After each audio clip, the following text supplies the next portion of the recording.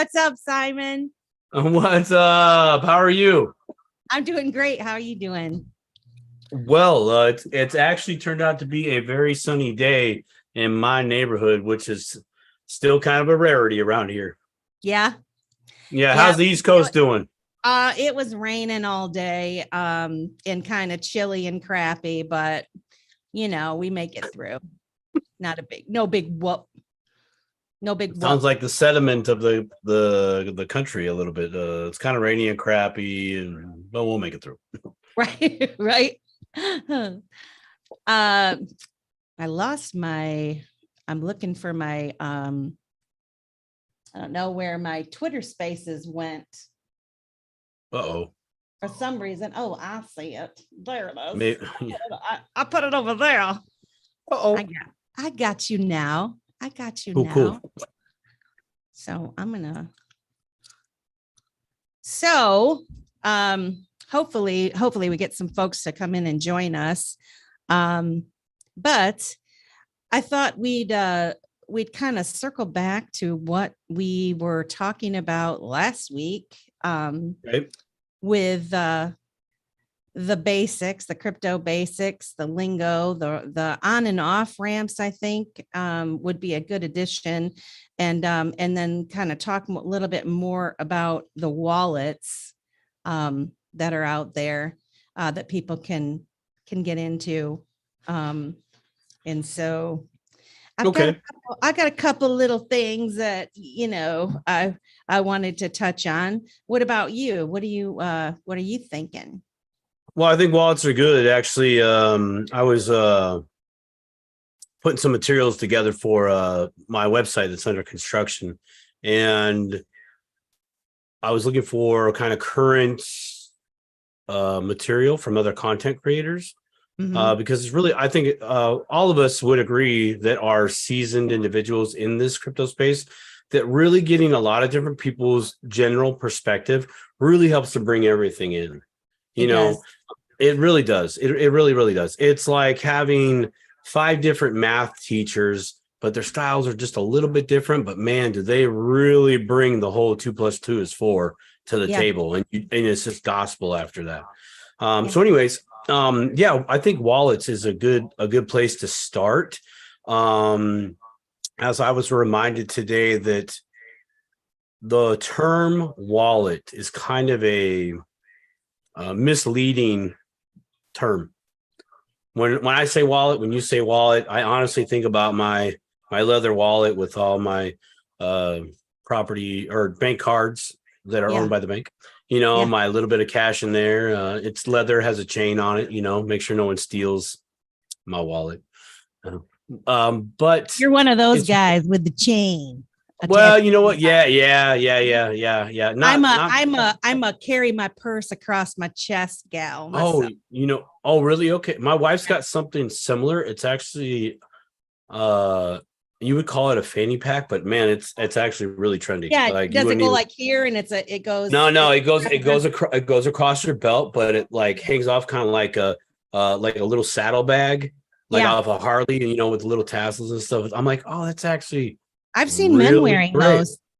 Oh yeah, I've seen the men's wearing this. Like, I have some connections. They wear that. They just like to do it right here. It's like, it's like, you want some? You can't get this. You want some? Oh, we got our girl Rusty up in here. Hey, girlfriend. Yay! How are you? So the wallet terminology that I was just going to touch on. It's actually in crypto land. It's more of it's your access. It's your actual key to that network or that crypto or that blockchain. Mm-hmm. What's up, girlfriend? Go ahead, speak your mind. See, I invited her to be a speaker. She could be with the kids and could just be listening in. Earmuffs. I'm not sure. But we'll keep an eye on it if she's able to join as a speaker. We'd love to have her. So I agree. I don't know if I'm hearing a little feedback from you probably are. I have 2 of my space devices like over here in the corner. Okay. If you give me a minute, I can literally stash them I can still Sure. hear you, so just go ahead. I'm just going to All right. remove I'm these. going to keep talking I'm going to then. go for it. I'm going to mute my mic. I'll be right back. Mute your mic. Yeah, so back to what Simon was saying earlier, as far as not there's no need to reinvent the wheel with all of this stuff. And there are so many people that have taken their time, their valuable time and effort to learn about this crypto space.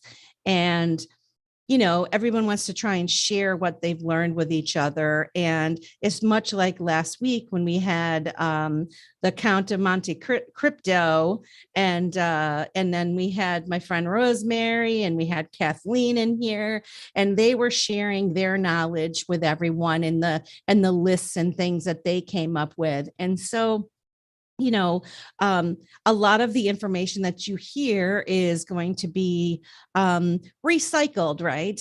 So to speak. And what I've found in the crypto space, I've been in a couple years now. You tend to once you start listening to different folks and studying things up for yourself, you can weed out the good with the bad, and then you end up hearing what a consensus on a particular item is. And so yeah, a lot of the things that we're going to talk about are things that are covered by a lot of other people, and that's wonderful, because these are important things. And if anyone out there is thinking they want to dip a little toe into this space, little tiny little pinky toe in Yeah, it. little toe in There the water. there are some things, and I was listening to I think his name's Guy, and actually he's got a YouTube channel, and he's one of the fellows I came across of early on in my crypto journey. And he had a little crypto basics, and so I wanted, before we really start diving into stuff, I kind of wanted to just go over a couple of things. If you are thinking about joining the crypto space and figuring out how can I begin my journey, there are some things that you need to know. And number one, as I'm sure if you've already started looking into this a little bit, crypto sometimes can be like the wild, wild west a little bit, right? There's a lot of swindlers out there. There's scammers and hackers, and there's FOMO artists that, are trying to push you to buy this coin or that coin or whatever. And so, like we said last week, slow your roll, get yourself acclimated to the situation, and realize that you're getting into this space and for a reason, right? You're interested in it, but it comes with great responsibility. Okay, so this is you taking your power back to hold crypto is a powerful thing. If you're learning about it, and then I'll go on with what else. But do you have anything to add to that? I'm sure you do. So as always, as my wife says, my mouth is always open. So to the responsibility part, it's a great responsibility, and most of us in this world have never been at that level. Okay, and the level that I'm giving reference to is, it is still early, to a degree, to be an investor in this space. I say early because the big money institutions are not officially going full public, meaning they don't have all these assets to offer to you via your 401k, pension, et cetera, et cetera, et cetera, right? They're not there yet. They're close. They are trying to get a seat at the table right now. They have been through a process of accumulation for a number of years. Why my words and the other people in the crypto space, they poo-pooed it to a degree, right? They said it was bad. Don't do this, blah, blah, blah. They don't want you to start looking into it until they're ready for you to start looking into it. Well, right. Exactly. So when you're at this table, okay, with the big dogs, but you were there first, where they feel, well, where they have always gotten that chair before anybody else per se, right? And now here we are, we're in their chair, but it's like, whoa, time out, flag on the play, good sir. I respect you as a human being. But as the old saying goes, first come, first serve. Mm-hmm. Yeah. Shuffle the feet, lose your seat. Yeah. But that comes with, like you said, a great level of responsibility. There are those that recognize how valuable this seat is. This is arguably a once, maybe twice in a lifetime opportunity to elevate your financial position, which really equals or adequates to options. The more options you have in this life, the more things you can do and accomplish for the betterment of your life, families, generational wealth, your neighbor, community. The list goes on. Sky is not the limit. You can go as far as you can want to go. Well, we're I am old enough to probably have benefited from the .com era, and all of the new technologies. And I remember back then I didn't have confidence in it at all. It was all very confusing, just the computer in general, with the dial-up modem and saving your stuff on a floppy disk drive and your email and all these things. And I remember being a bit overwhelmed by all of it.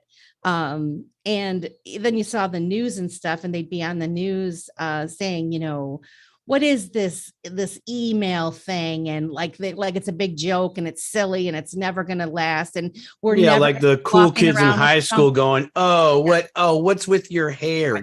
Kind of vibe, right? Yeah. If you just look at the patterns over time, any new technology, a new invention that ends up being the bee's knees was always poo-pooed in the beginning, just like this is. There was always controversies in the beginning, just like there is this. This is even worse for that sort of sentiment being thrown out there because it's money and because we're at a pivotal moment here where our entire financial system is being reworked. The whole world is participating. The whole world, not just the United States, not just China. We're barely participating. Let's be real. Right. If you're talking at that level of table seat. Sorry, I didn't mean to cut you off there. No, you're absolutely right.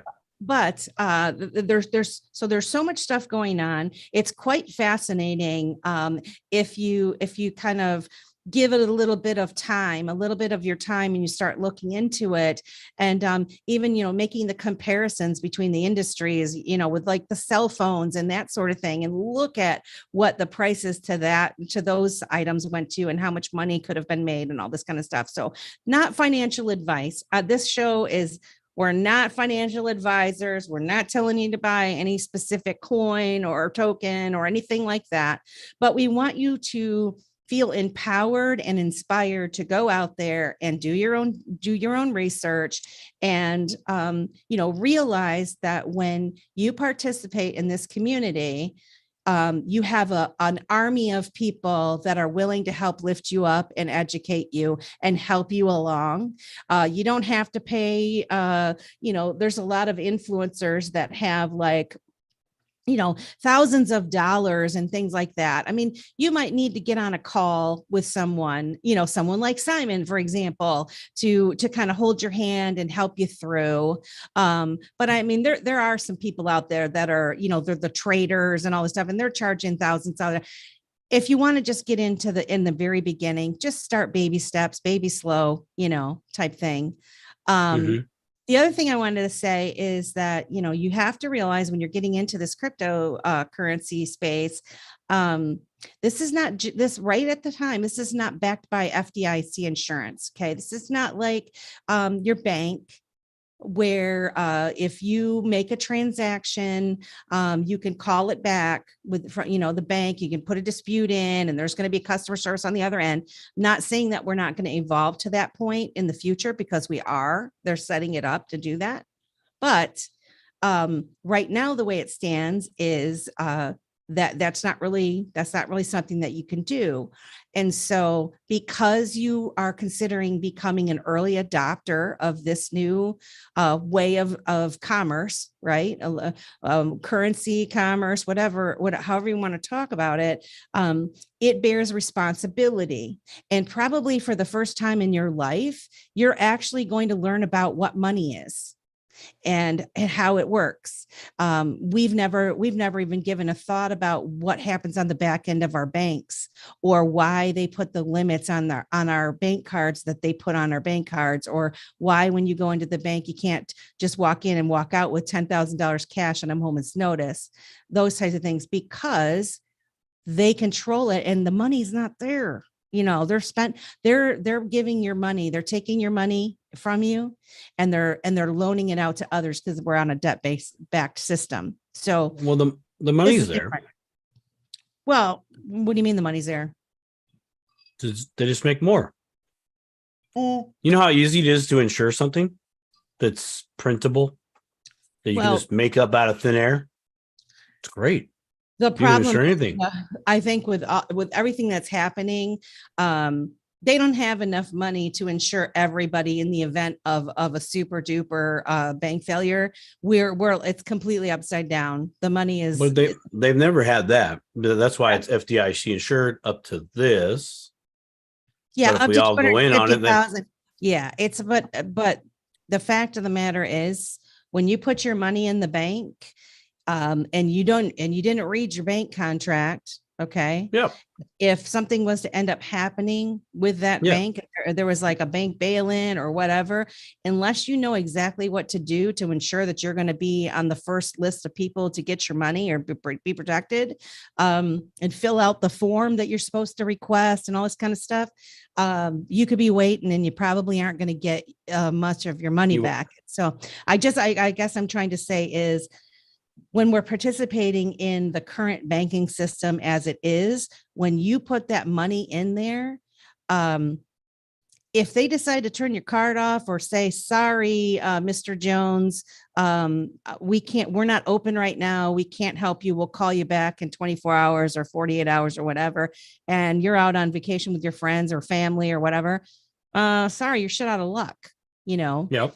And most people don't think about it like that, because maybe some people don't have some issues, but most people that I know have had a time or two where something bad has happened, where their card doesn't work and they know that they have money in the account, and for whatever reason, they're not able to access it. And that's very frustrating.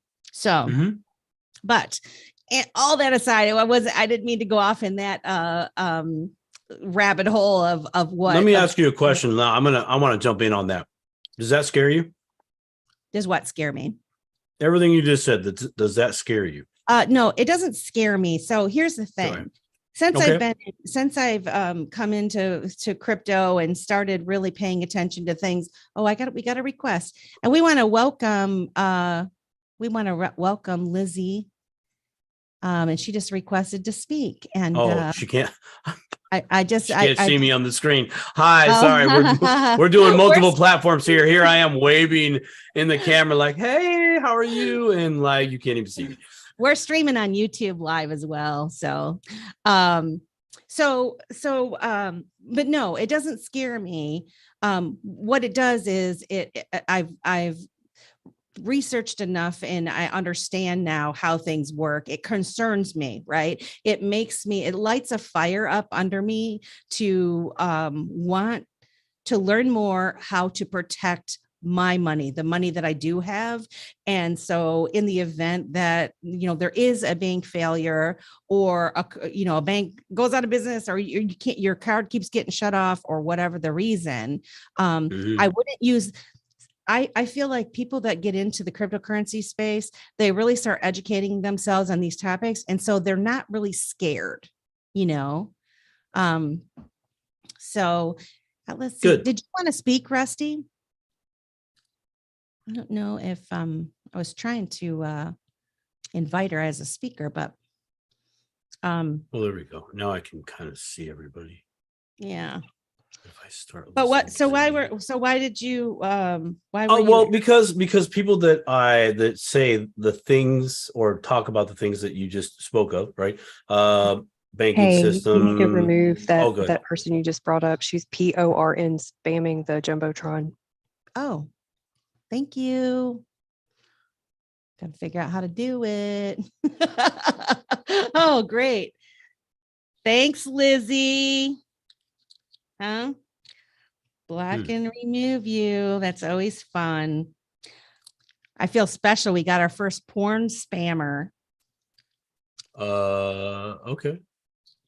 She literally do some back end research. Anyways, back to why I asked, because people in the that get into the space, as you said, do the research, and initially they're scared, right? They're going to lose their money. Yeah. And it's like we already have evidence of that happening. People that were close to retirement or in retirement during 2008, oopsie, the snafu of 2008, the crash per se, or the fall, or whatever you like to call it. There's a lot of people that did take a big hit, an unrecognized, uncalculated big hit. So they lost. They were in this state of fear, not having another place to go. Yeah. Now there's crypto, still speculative, but it's an option to go to. And I would say it is a place to invest as a hedge against life. Okay. An example of this, dude's on vacation that like you were talking about, car doesn't work. Okay, I have to do the thing I don't want to do because I was saving this crypto for, for my future, right? But I have to get back home. I know a few apps that I can use that I can use this cryptocurrency. Let's just say, XRP. You could take XRP and you find a way to swap it and then exchange it, and now you can get some a plane ticket home because you got to get back home or whatever. Okay, that is a possible thing. So this is great. You have another option, right? Versus, and my precious metals peoples, don't jump me on this one. It's just a cold hard fact. I literally don't carry gold or silver in my pocket enough to go, hi, United Airlines, can you please give me a first class seat to the so I can get my butt home because I gotta go. Now that's in this country. Other countries, you might be able to have a better luck doing that over there. I don't know. I know here, I'm pretty sure they don't take gold unless it's Visa Gold or MasterCard Gold or American Express Gold. You know what I mean? Those types of Or things. unless you got a farmer like Farmer John that'll be like, I'll take the Farmer John will drive you in his truck. He'll pick you up. You drop the coins there. I'm sure Rusty would too. Rusty probably pulled up too. Like, I got you. Silver, please. Thank you. Yeah. Why not? But how inconvenient. The Lord's money. I certainly would. Amen. She said Amen. It's the Lord's money. That's right. It's the Lord's That's right. money. So And historically, every fiat currency that has failed has always been replaced by gold, and the only true gold substitute is silver. Yep. I agree with you. We got another lister, Mr. Rico's in here listening. Welcome to the show, Mr. Rico. So Simon, kind of going off of this with the fact that it's not FDIC insured at the moment. Another little tip that I wanted to tell people about before they really dive. They get their little toe in there right now. One of the big rules is keep your mouth shut. Don't be bragging, telling people how much cryptocurrency you have. Don't, especially if, say, you bought a coin or a token and you made a bunch of money from it, shut up. Don't say nothing. You don't want people to know that you're holding these assets, or you have large bags of this or that. I mean, there's several reasons for that. I mean, just for, you don't want to put a target on your back for that. And they say the same thing with people that come into wealth, lottery ticket winners, or people that get a bunch of money from, an inheritance or something, or whatever. They win a prize of some sort. So you want to keep your mouth shut, in terms of, don't tell people how much stuff you have. There are people online all over that they are enticing people to say, how much, what size is your bag? Right. That's a term. That's another one of those terms. What kind of bag do you have? Okay. If you've been listening to a crypto influencer for a long time and you like them and they've given you good advice and all that stuff, if that person starts asking you to put in the comments how much of a bag you have, you need to rethink that person, because that is like a big no. You don't tell people how much you have. So do you have anything to add to that? Do you agree, disagree? That's the standard procedure. You don't tell people how much silver you have, how much gold, how much cash you have. You just don't. There's a level there. Anybody asking, sure. You don't have to necessarily question that person. You just don't participate in that part of the conversation. You know what I mean? Right. Yeah. And also I'd like to go back small to the FDIC assured. Sure.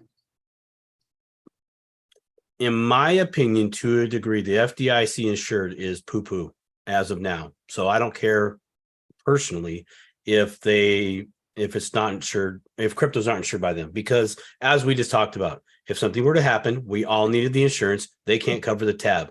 So right. Now you have that it's tab. All bullshit anyway. Tab. Like, no, I'm sorry. I'm good with all that. You ever see that movie Tommy Boy, where they're talking about the park store? And he's like, if you want, that's exactly what it is. It's a guarantee. It's a piece of shit. A guaranteed piece of shit, right? Yeah, it's like a piece that, of. Right? Yeah, sorry, I didn't. Let me know. Earmuffs. Rusty's got earmuffs, man. Come on. Let me know. I got time, right, Rusty? Yeah. Exactly. Yeah, earmuffs. No, I mean, sure. I've got my earbuds in. Thank you. Oh, good. Awesome. Thanks for looking out. No, we love you. Trying. But yes, you're right. I do remember that. It's that's probably the best sales pitch anybody's ever done that I've seen it's up there. It's probably in the top 15 so sales true, pitch that I've seen in movies, but it's very true. That's exactly what it is. If you want a guaranteed POS, I'll put it on the side of the box for you. No problem. Yeah. Whatever I got to say or do to get you the thing. The only way you really find out if the guarantee meets the product or the product meets the guarantee or whatever, you got to buy it. You got to try it. You got to see how it goes. And this is where we really get back into dip your toe into crypto. Buy it, try it, figure out how it works, right? Yeah. Because that's the only way you're really going to figure out long term if this is a play for you. Yes. If you feel halfway comfortable doing this type of investing, arguably, possibly a way of living. People down in El Salvador, they made the switch, right? But it's still being rolled out. Everybody's got to get used to it. Everybody's got to get used to it, a practice, repetition. But there's bigger things here. The businesses got to get together, big business, right, or little business, and come up with new terms on how Bitcoin or other cryptocurrencies are integrated into legal binding contracts within that jurisdiction of that country, right? So that's a big thing. And that honestly, when I never kind of really understood this in my earlier years, but I get it now. When they talk about we need guidance, legislation, and regulation, there's pause that needs to be given there that they don't say. When they say we, they mean themselves, the business, the corporate. In my opinion, we the people don't need that. We can self-regulate ourselves. Well, I'm going to disagree with you on that a little bit. And here's the how reason. come? The reason I disagree with just a little is that there does have to be, in my opinion, a set of standards. Okay. And For what though? how we're going to agree that we're going to do business with one another on a large scale, interoperabilities between countries when they're doing commerce with one another. Sure. You've got these smart contracts that are coming to play.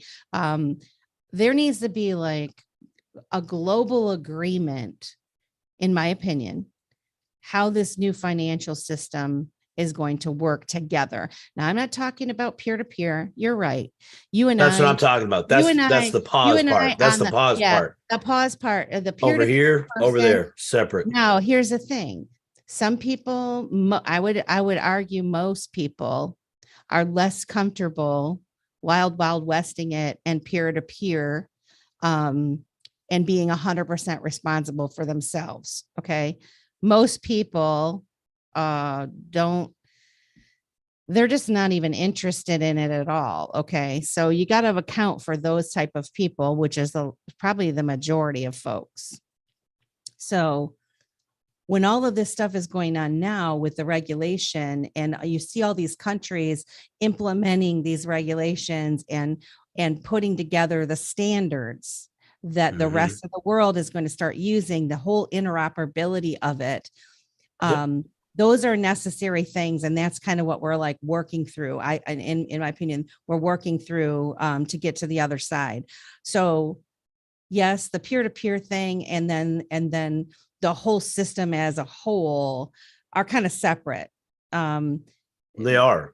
They are kind of separate. So, and so this is really good that we're talking about this, because you have people that have very strong opinions on this, and they might be arguing with one another, and they're actually arguing about two different things. Right. They are. So, and that's the pause. Yeah, exactly. Yeah, we're talking about different things. So, and yes, I agree with you.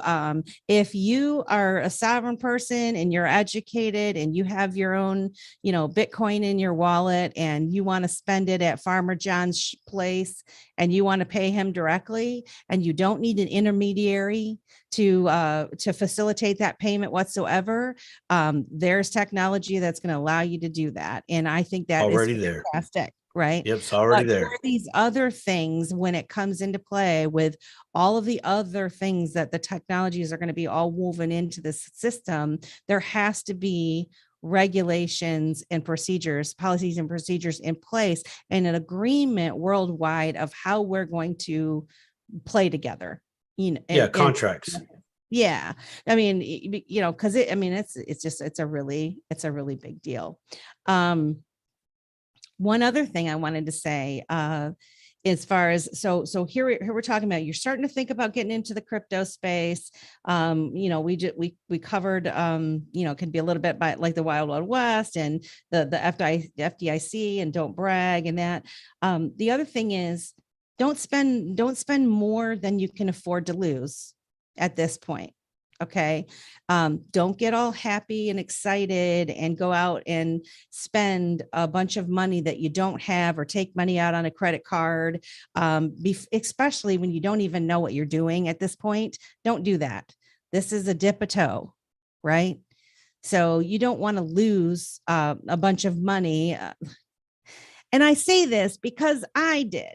Okay. I didn't lose money. You only lose money if you sell it. Okay. But I got excited. I got in, and I bought into something that it'll come back around. Right. But what it did is it tied up my capital, because I put all my stuff in this one project, and then the price started going down, and it locked me in, it trapped me in. Okay. I was guilty of not doing my own due diligence, my own research on the project.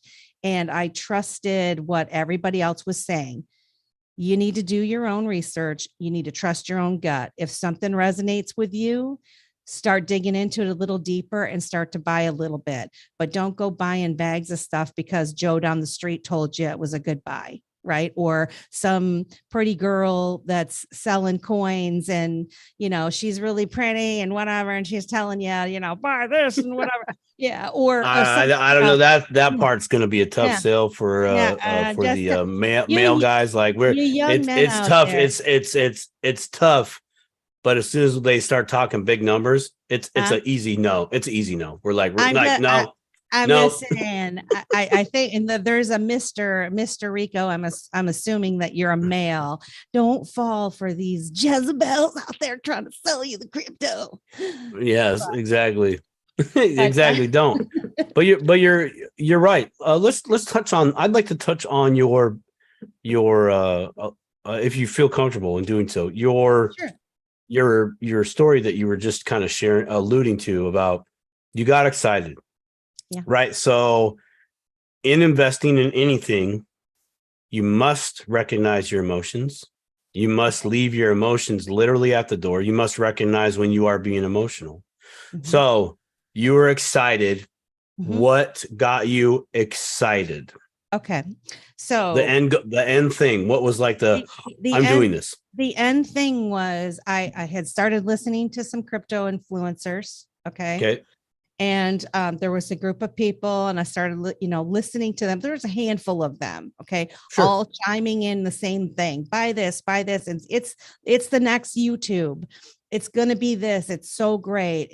And that coupled with decentralization and sovereignty and freedom. And, we don't screw the man and all this stuff. Right. And so I came into it, I was listening to it and I'm like, I could totally see another some other project being the next YouTube, right? I had visited the site, and I'm talking about Theta, okay. And I had went on there, and it's a gamers thing. There was gaming TV and stuff like that.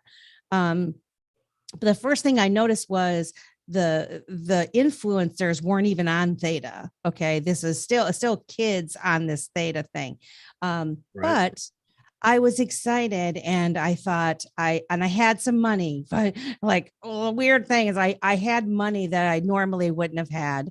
And so I wanted to get in on this, because I was trusting of these people initially. Right. And so I didn't even know, Simon, how to do what we're trying to help people do now and talking about setting these things up.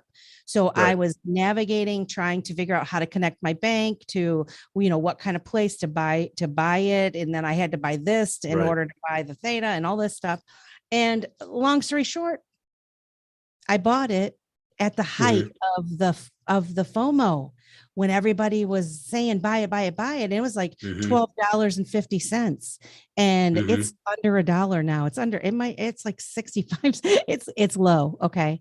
Now I know. I wish I had a little pile of cash to go get some more right now. But and I know and actually, if I wasn't so bitter, I would be actually wise to buy a big old bag of it right now to lower my average cost. Yeah, dollar cost average. Absolutely. Yeah, absolutely. But I have other things that I'm interested in. And thankfully, you, my friend, are somebody that told me this tip long ago. And you said, Melissa, you only lose money if you sell it. Okay. It might not be tomorrow, but I do think that this project in the long run was going to be around. Okay. And these things have their ups and downs, and you don't know that when you first come to the space. So you were the one that just told me it's already done. Like, what are you going to do? Sell it now for, pennies on the dollar? That's silly. Just leave it alone and forget about it, which is what I've done. I just set it off to the side and it's sitting there. And when that baby starts going back up in this next bull run, then I'm going to decide whether I'm going to get out of it. I might just get out of it entirely, because since then I've learned so many. I mean, like XRP, even Bitcoin. I'd have done Bitcoin, and I don't know. But anyway, the fact of the matter is, you got to go slow when you're coming into this, and you need to start to understand these things before you really spend a large amount of money in it. And you don't want to give yourself a bad taste in the mouth because you just bought a project that somebody told you to buy and then it crashes, 5 months later, which is kind of what happened with me. But So Yeah, I remember your story, and thank you honestly for sharing that hard crypto story. Anybody that is in this space has more than one. I yes, have one. I have one. And it's right there. And I can't wait. Like there's no I want to coming know back your from it. story, Simon. What's your story? Okay. Tell it. I'll share this. But before I share this story, I'd like to comment on the going slow, the hype, like the emotion, the excitement. And thank you for sharing that with everybody else out in this space. Whoever watched this video, listen to this space in this space. And that is the only time that you lose money is when you sell below the price that you acquired that coin or token, right? Second to that, you talked about you don't know just yet if you're going to stay in for a little bit longer. I mean, because you waited this long. I mean, you've literally hit rock bottom in the price for this project, right? And now we're making the turn in the market per se. So it's like, well, why don't I wait till I realize some profit, right? Now, what are you going to do there? That's what you should be figuring out now. Plan your trade and be prepared to trade your plan, meaning this is what I intend to do at this point going forward. However, let's say it takes another 18 months for you to get to the even level. Things are going to change in your life, right?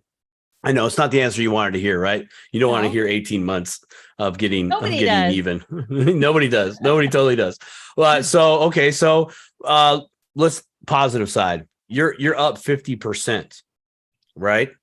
So realize some profits right there. Maybe take that 50% profit, put that back in your pocket, and just let it ride up again and go, okay, I remember XRP being the hot biz in town. It sure looks like it's going to be the hot biz in town for a little bit while. So I'm going to take half my profits, wait for this price to come down a little bit more. And I'm going to dip my toe into this one now and see how it goes for me, right? Wash, rinse, repeat. Now here's my bad story. Emotions. So,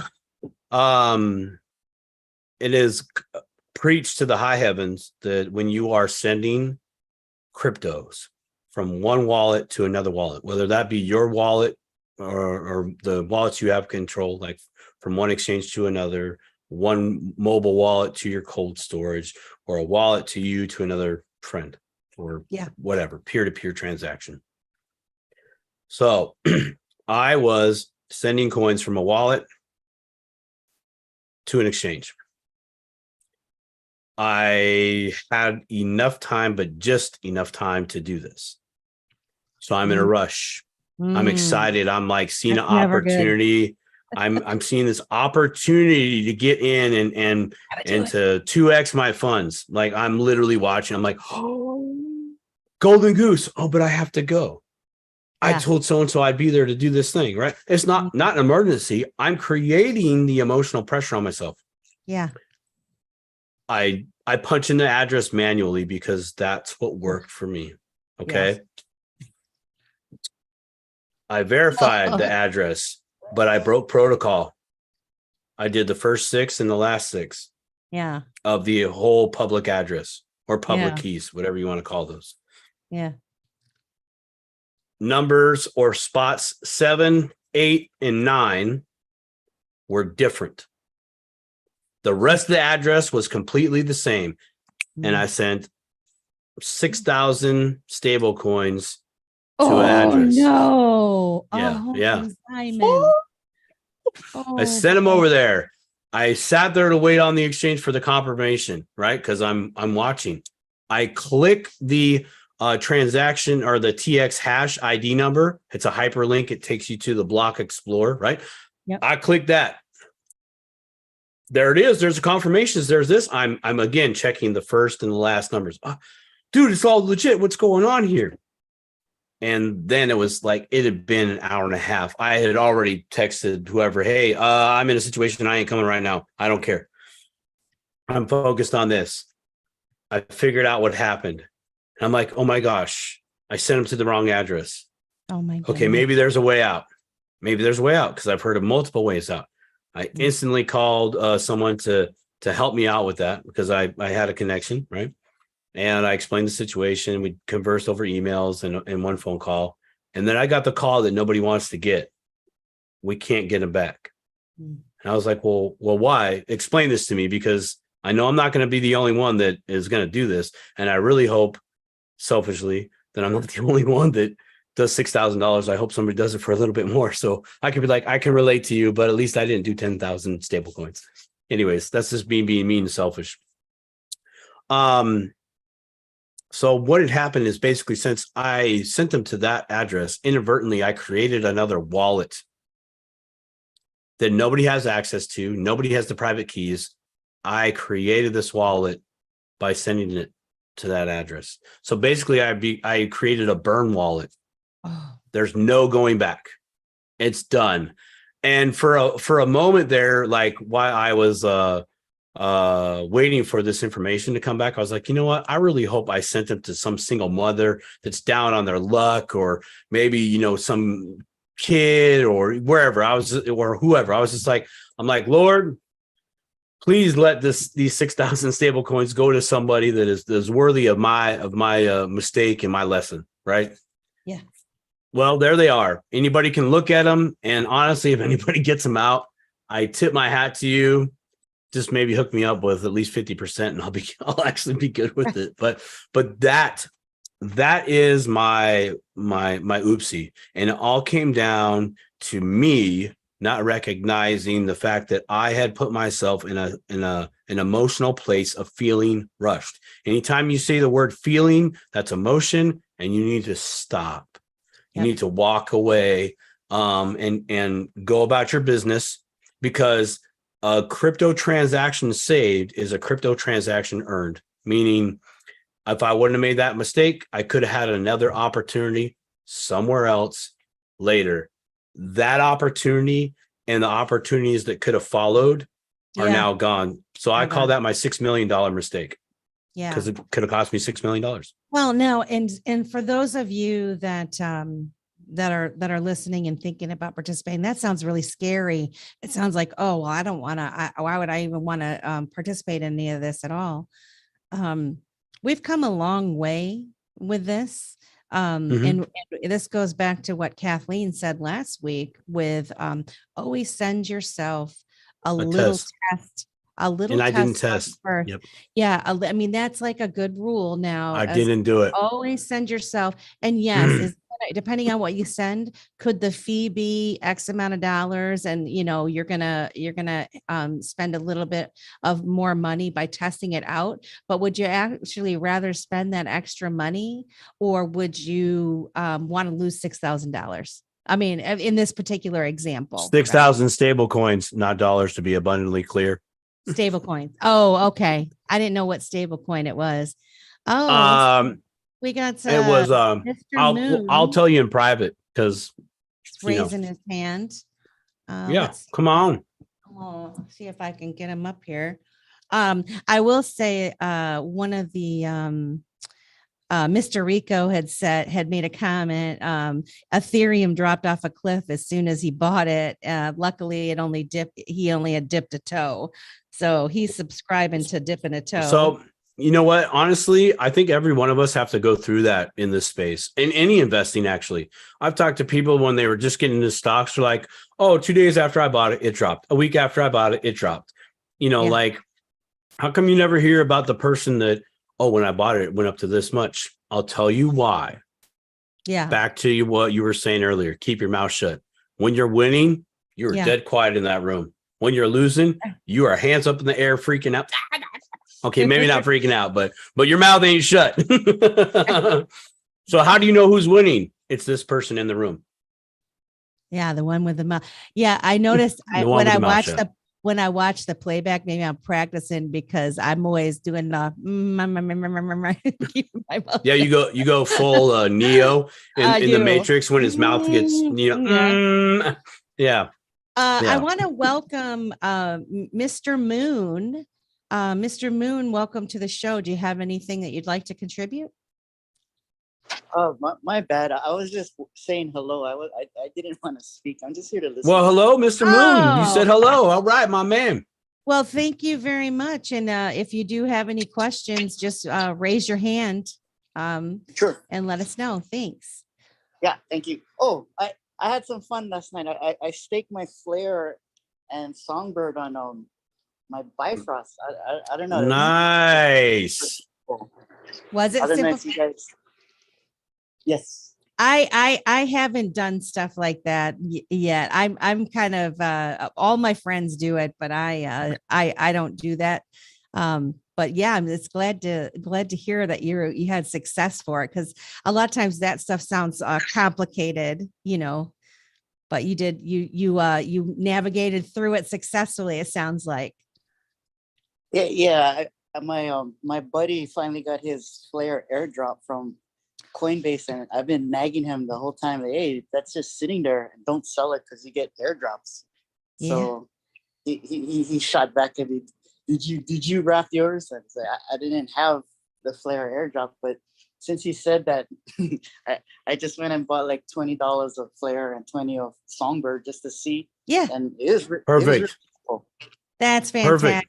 Perfect. Well, congratulations. That's awesome, man. That is the perfect way to dip your toe. Mr. Moon dipped his toe. Huh? He's dipping his toe and he's practicing, see, and that's what we're talking about here is going slow, dip a toe, go slow, dip a toe. I'm gonna have fun. It's catchy, man. I talked to some people today about hey man, you gonna come by the show, the Dip a Toe crypto show. They're like, oh, that's good. I'm like, I know, right? Like, dude, I got no credit on it, dude. It's not me. See, there We you can go. help you go with crypto. Yeah. I got you, Rusty. I feel you. Yeah, Yep. I can write a little jingle. That'll be fun. Work on it, sister. Work on it. I told Ryan the show. I said, dip a toe. Let's talk crypto, and he was like, "I'm just not feeling it." I'm like, "Well, we like it." So well, you know what though? So here's I'll jump in. I'll decapitating jump in on that. right. Exactly. I mean, we're not stealing them. We're not diabetes. Exactly. Like, we want you to keep your toe. We Like, want you to keep Yeah. your we just want you maybe to he was dip feeling it. like We just want you to dip Yeah, it. Dip it in that yeah. chocolate or something. Maybe something good, some caramel. everybody's got Chocolate. it's just like everyone's got a Ah. creative difference when it comes to Yeah, exactly. the branding or the name or the jingle or the marketing or whatever. We But were just this is goofing an awesome around. space. Thank you so much. We were just I really goofing appreciate around. y'all for doing it. I appreciate you for coming up and being a speaker. Thanks for the with love and us. support. Mm-hmm. Yeah, and yeah, we love your input.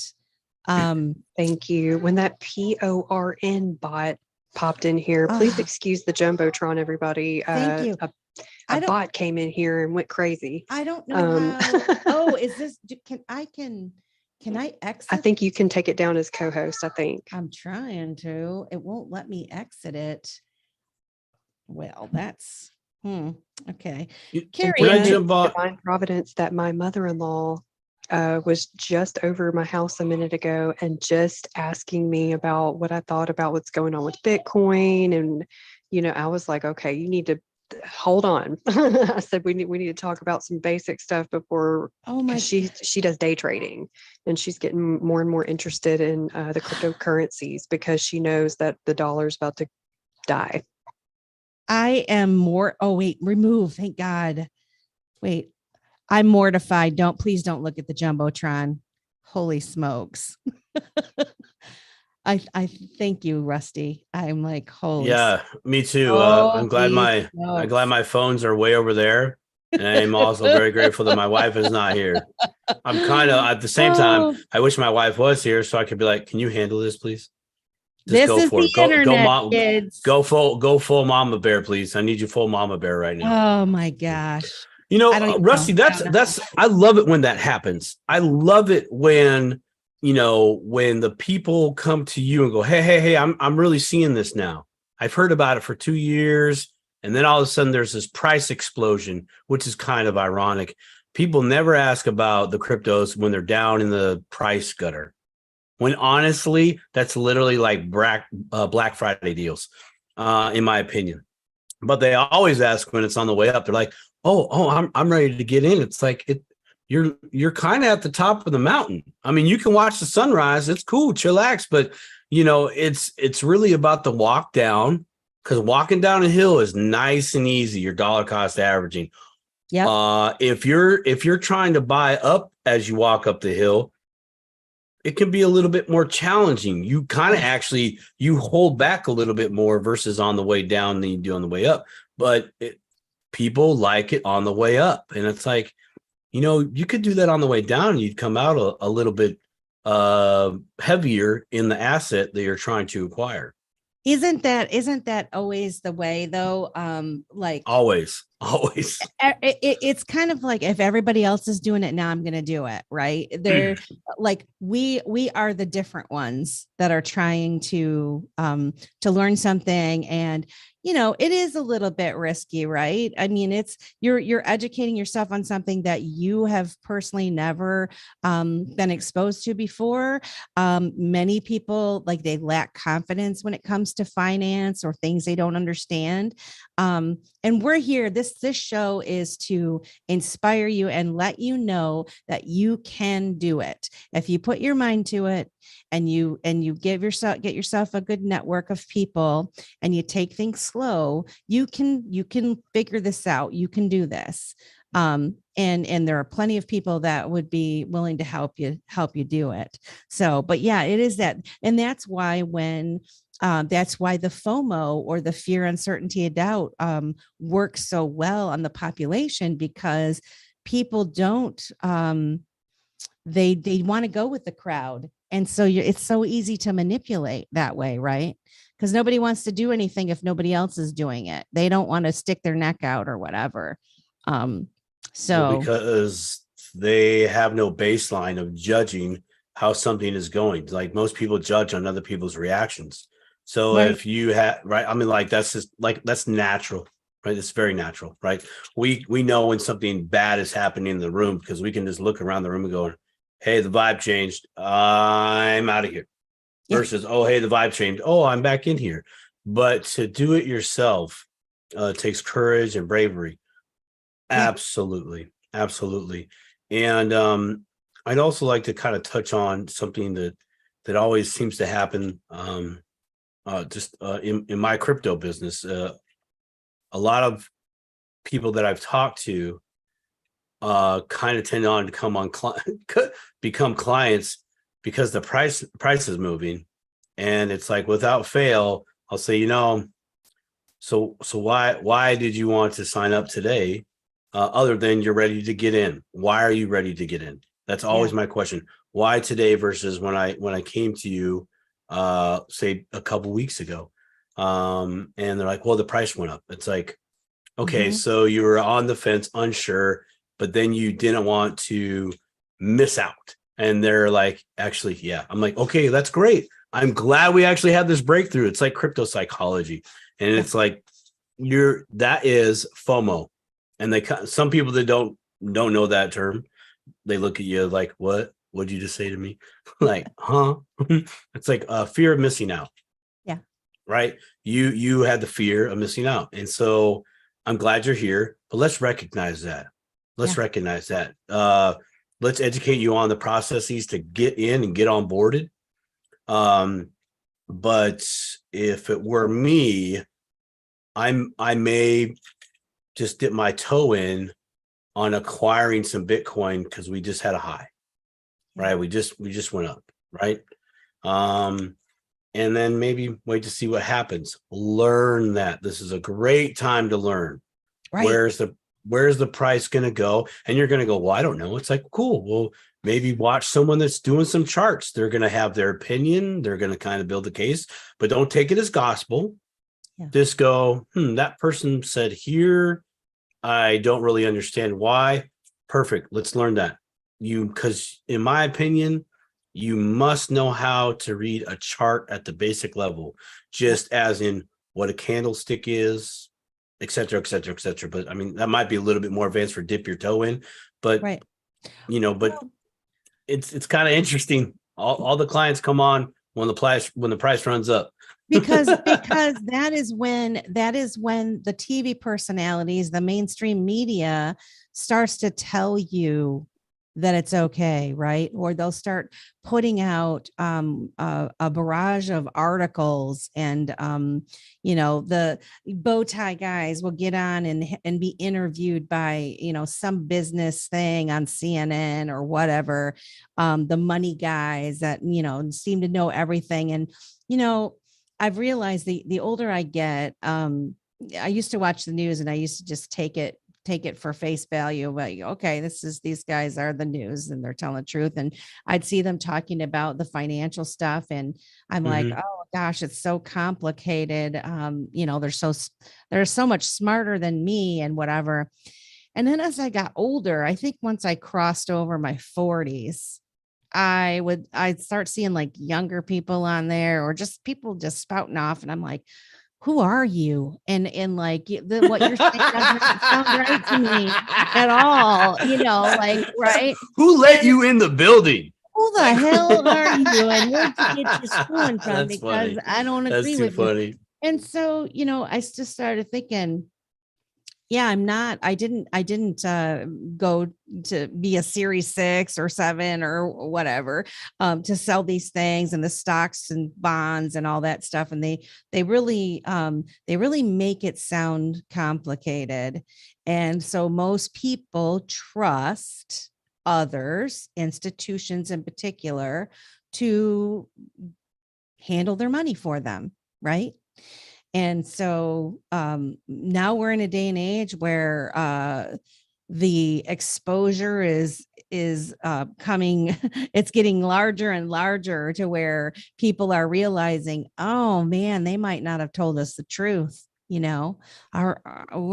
is kind of a screwed up situation. And so more and more people are starting to pay attention and give attention. I keep saying pay. I want to get out of saying pay. I want to give my attention to the things that I value. And I no longer want to pay my attention or my time for anything.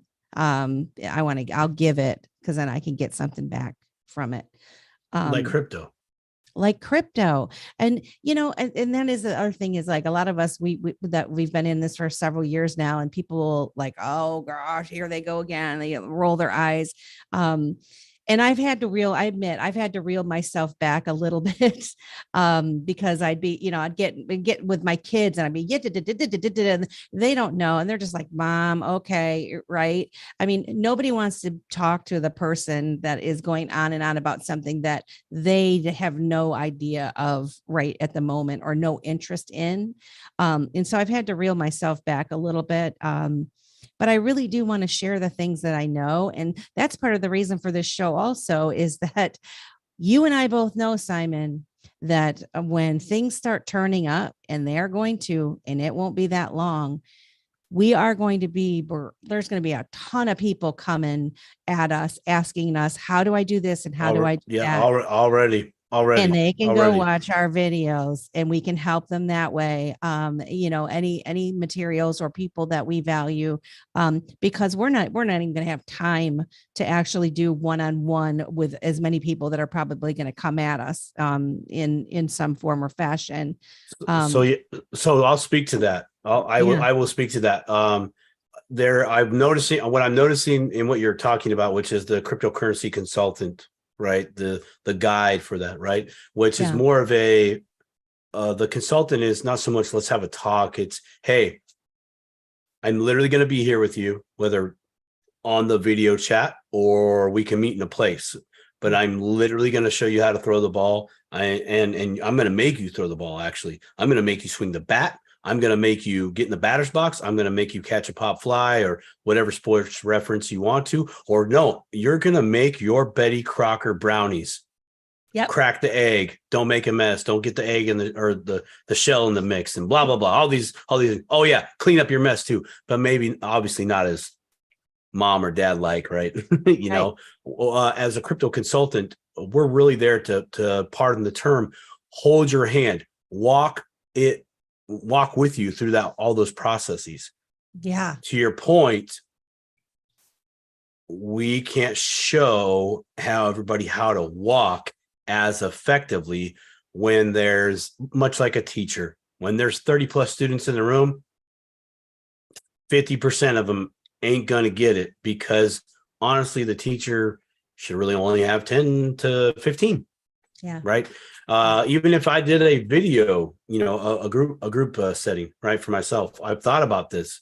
Can I do a group setting? Absolutely. Is everybody going to get that information? And the answer is no, because I've been on the other side of that. I've been a part of group webinars and etc., where I got information, I had questions, time ran out, and the show's over. And yep. But the positive side was I had the courage and the part of the term, the balls, to go and find that research, reach out to maybe some of those people I was in that classroom and go, hey, what was this? Just like you did in school. Hey, did you get the answer to number 12? Yeah. Yeah, it's this. Right. There's no gatekeeping of information at all. Go do your research. Call us. Most of us will call and just text, and there's no charge. It's the where the money comes into that play. Like for you, Melissa, I know for myself, is when we're booking an appointment, we're really taking the time and we are focused on that individual and their needs and their situation. Like there's a whole coup de grace of variables in there that we need to address. Yeah. Yeah. And there are a lot of people out there that'll help, and different personalities jive with different personalities, right? Absolutely. Yeah. One with one person might not understand it from this teacher or helper, but maybe Absolutely. someone else. So it's really great that you have that. And so this is another reason why we're doing this show now, is getting you to start thinking about it and start setting these things up and starting these little baby steps, because when it does click, you're going to want to be prepared and be able to actually purchase something, right? So, but you have to understand how this works before you go diving in blind. And so that brings me to another tip. If you wouldn't mind me throwing another one out there. No, go throw the ball, girlfriend. They'll catch it. Another tip is, when you're new to the crypto space, there's a lot of different sites, websites, exchanges, and that sort of thing. You want to make sure that you go directly to the website. Okay. So if you're gonna go to an exchange, if somebody tells you to use Coinbase, or BitTrue or Kraken or whatever the site of your choice that you're going to go to, you want to make sure that you type in that website exactly how it's spelled, the correct one, verify, look around, make sure it's the right website, make sure that it has the little secure HTTPS up in the search or up in the address bar, where you can see that it is a secure website, so that any information that you put in that website is secure, right? You're gonna sign up for an account. You don't want to be going to a site that's not secure. So that is and hopefully most people live by this nowadays, because there is so much spamming to our emails and whatnot. Probably not. I mean, to a degree, yes, but probably not at the full extent that maybe we probably should be. So I'm going to recommend this, and this is what I did. So you start to do your research on these different places, and you don't know at this point if you want to use Coinbase. You don't know if you want to use Kraken. You don't know. You hear all these people talking about all these exchanges that they go to, and you're like, I don't know what it is. Figure out what the real ones are. Figure out what the websites are. No matter what browser you have, you can bookmark it and create yourself a folder and put those in a bookmark folder, right? Exchanges, or name it whatever is going to click with you to what it is, and then bookmark that site that you verified that it's a real site. And every time you go to that site, you go through that bookmark So you know you're connecting to the accurate website. I'd like to add something to that. Oh, Yes. oh, Okay. oh, Oh, yeah, okay. sorry. There's the I know hand again. we're on here, but I know we're on spaces as well, right? Thanks, Oh, okay. thanks for the hand. Yeah. So to that extension, most people have their phones. They don't have PC too much. Some have laptops, but a lot of the majority of people just do it from their phone, right? So again, you're going to want to do what Melissa is suggesting, right?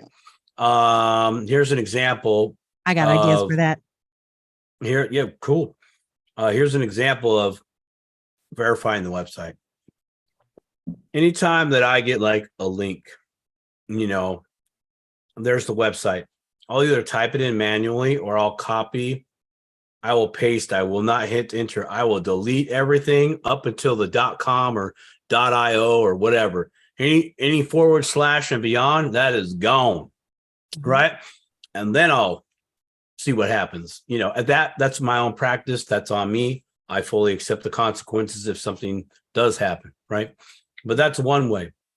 Another way, in regards to apps, there is at some level the verification process through like the App Store. Is the App Store for iOS, right? Apple, the App Store.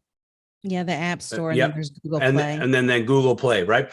There is a security protocol that you must go through to be posted on there. It didn't used to be back in the day, but they have come a long way in protecting their clients, their users from nefarious apps like that. So if it's not there, then you probably shouldn't be playing with it at all until you really figure stuff out. So just I wanted to throw that out there because I do know a few things around. I don't know if y'all touched on this yet, but I think it would be really great for people who are dipping their toes in to know and understand and decide, do they want to have, their own keys? And again, I don't know if you guys have touched on this because I'm in the process of doing baths and getting everybody ready for bed. But no, we haven't gotten there yet. And you're exactly. Yeah. Okay. Yeah. Yep. But okay, I was going to say that can help people to make them their decision on which exchange they want to obtain, the crypto from, because some of them hold the keys, and I was never comfortable with that. So I didn't want to rush y'all, but I just wanted to suggest that be, added in if y'all hadn't already. Absolutely. Thank you. Thanks, Rusty. Yeah, she's bringing up a good point in terms of, where, that's kind of like where you buy your crypto from, not your keys, not your coin. And so if you go on, you create an account, and if you don't have the seed phrase and you don't have those, the keys populated, you don't have complete control over your coins, do you?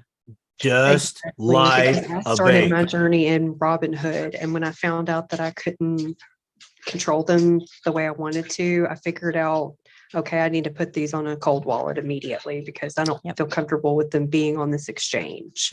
Yep. So I'm sorry, I keep busting in and bust in. That's what. Yeah, no, that's good stuff.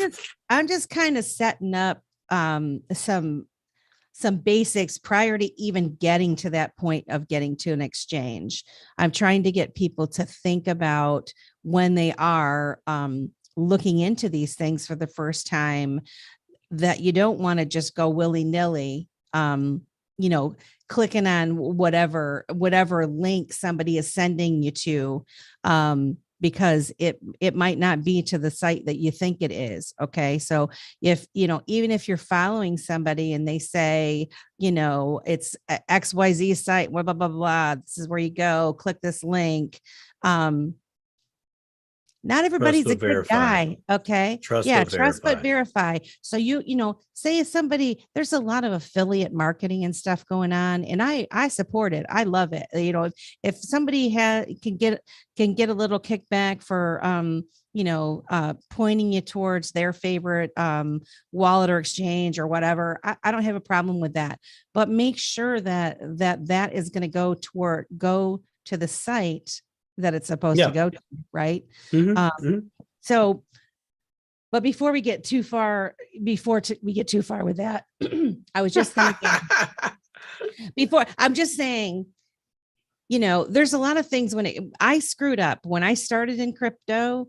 I'm telling you things I wish that I had done actually from when I started. Number one, create a separate email that you only use for crypto. Don't use your personal email that you've had for 25 years. Okay. That you have every Tom, Dick, and Harry sending you spam emails because you signed up for the damn clip the coupon shit. And then you got, thousands and thousands of emails sent to you at any given time. You can't weed through that. And so you want to be able to have an email that is designated, and maybe you have several emails for crypto only. And the reason I say that is, number one, it's easier to navigate through, and you'll know who's supposed to be emailing you because nobody has that email, right? In theory, at the time, nobody has that email. A lot of people go a step further and do the Proton Mail or, the super secure type emails. You could use a Microsoft email, in my opinion, Outlook or whatever, just a separate email that you haven't used for anything else when you're signing up for accounts. Keep your life separate. Keep your regular life separate from your crypto life, especially as you're trying to navigate things, because believe me, when life gets crazy, like Simon's story earlier, where he said he's got to go do something in 15 minutes and he's trying to do all this stuff. Life goes so fast. You're going to make a mistake. You will. You're going to make a mistake. It's a lot easier to control yourself and see what's happening if you have a place where you go, like the email, if for whatever, whenever you're signing up, that you have that email separate from your regular stuff. So I don't know if you want to touch on that any more, or did I beat the horse? It's good. I do actually, I'll touch on that. What Melissa's talking about and really bringing up all these a pre-checklist or things you might want to have ready to go before you dip your toe. And there's a new one, Rusty. Get it ready to go before you dip your toe. Get everything ready to go before you dip your toe. And that means you carve yourself time. If you're going to do something in crypto, and this is something I educate my clients on, especially new ones. I do throw it to the seasoned ones that need a little extra help in this changing market, technology and space, all of it, right? Because it does change fast. It's tough for us seasoned people to even keep up and pass that information along. But carve that time out. Yeah. I am dealing with my cryptos. Very wealthy people will say that it is a full-time job to manage your money and assets and business. It is a full-time job. Okay, so I'm not saying that to scare you or to discourage. It is, treat it like your second job to a degree. If anybody out there has grown anything, if you've grown any vegetables, flowers that you like, you take the time and you do all the work. You water them, you give them a little Miracle Grow if you're into that, or a nice little fresh manure, whatever your process is. You're carving out, you're taking the time, you're at work. Hey, Bob, what are you doing this weekend? Oh, man, me and the wife, she got them tomato seeds, man. We're going to get those ready to go. We're going to go down to Mary's nursery down there and we're going to get this type of pot, man. I did my research on this. Okay, you're getting everything ready to go before you dip your toe right there. Yeah, same thing. Do the same thing. Carve out that time. If you're wanting to learn about crypto, carve out a little time. Wednesdays between 4:30 to 6:30 on the West Coast, 7:30 to 9:30 on the East Coast. Maybe that'll help you out right here on Spaces. Mr. Moon. So yeah, that's all I have to say. All of that. Mr. Moon looks like he's agreeing. You got anything to add to that, Mr. Moon? Any opinion on that? I don't know if he can unmute his mic and enter, but he was digging what you were saying. I noticed him, Rusty too. in It's agreement. great. It's always wonderful to remind people to take your time, be Yep. intentional, Yep. be careful, be Yep. thorough, and Yep. treat it just as something that you're growing that'll become something more and bigger and better and fruitful in the future. Yep. And it's important to take it seriously. It's important to be deliberate and strategic about what you do and how you do it, especially because this is such a new space. We're in a fraction of 1% of people on the planet who are actually doing this right now. Yeah. So if we're going to do it, we might as well do it correctly and help other people do the same thing and do it right and be good stewards of this knowledge that we've been given, because it's truly a gift. This is the Amen. fourth industrial revolution. Okay. And to be in this space right now and to understand what ISO 20022 compliant tokens really mean. This is, I use this analogy and I think it's really good, and feel free to add to it or tweak it. But this is equivalent to us in the early 1800s buying a chunk of a mountain pass that had coal in it, and that we also knew that the railroad company was going to need to buy from us. Yep. Or rent from us to put their rails down and also buy the coal that's in that mountain. If you had the chance to buy that piece of property, knowing that the locomotive industry was going to change everything, of course you'd buy it and hold on to it and take care of it. Yeah. This is what this is. And this is I would us also just build under a the I would I'm also just build a so hot thankful dog that stand right there. God brought me here. Same here, Rusty. What's that, Simon? I said I would also build a hot dog stand. I mean, might as well. Workers are going to need food. You right there, make a little money off them as well. Sure, why not? No, she's exactly She's right. Absolutely right. And that is why I'm so excited about this space. And it is that the fact that we have everybody working together, right? So yes, there's camps and they argue back and forth, and this person likes this token or coin or project over this one or whatever. Yep, bannerism. But the long and short of it, because there's always tribalism in stuff. I mean, tribalism, bannerism. Yep, same. Yep. That's humans, right? But for the most part, no matter what, the majority, and I mean a large majority of people, no matter what you support, they all want to help others, and they're sincere. I've never seen anything like this in my life. The quality of people that are involved in this space that want to help, they're great. And so if you do come across a jerk, and you get misguided, there are a lot of people out there that will be able to point you in the right direction, right? And so that's where we say, take it slow. Understand that this is it's a new beginning. We are living in the greatest time of our life right now. The future is at our fingertips, and it's being molded. Oh, we got Farmer John hopping in. Melissa. Yes, Melissa, ma'am. remember when you were talking about in the mid to late 90s when they were poking fun at emails? What do you need an email for? Yeah. And the internet's a scam and this, that, and the third. Yeah. If you could go talk to yourself in 1997 Yes. and tell yourself that Amazon was not just going to be a bookseller online. Amazon was going to be the number one retail behemoth in the entire space. And not only that, they would dominate logistics. And not only that, they would be the number one data storage center in the world.